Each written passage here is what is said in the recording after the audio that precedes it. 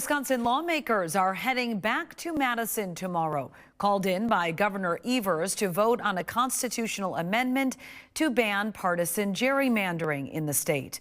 Our Wisconsin State Capitol Bureau Chief Vanessa Kelson spoke with the governor today and has the latest. Governor Evers says he's hopeful Republicans who control the legislature will vote in favor of his constitutional amendment to ban partisan gerrymandering. But it remains uncertain if those lawmakers will actually play ball.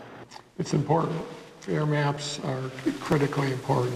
Governor Evers visited a clerk's office in New Glarus to highlight fair maps. His amendment would need to be passed in 2 consecutive legislative sessions to end up on voters' ballots. We have to have fair maps because we want to make sure that gerrymandering doesn't happen again in the state of Wisconsin. Republicans have historically responded to Evers' special sessions by gaveling in and immediately gaveling out without passing anything.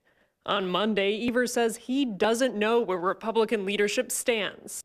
I have not talked to them really because I don't know what they're going to do and I don't want to respond to it. Governor Evers first introduced the session during his State of the State address earlier this year. Right after the February speech, Assembly Speaker Robin Vos said he was open to the idea. Frankly, all the Democrats across the country are rushing to gerrymander.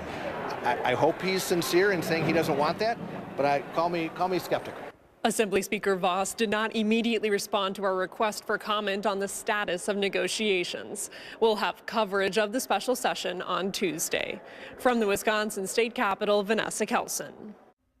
Vanessa, thank you. Lawmakers and the governor have also expressed optimism in the past that the special session could also include a deal on property tax relief, which the governor wants tied to more school funding.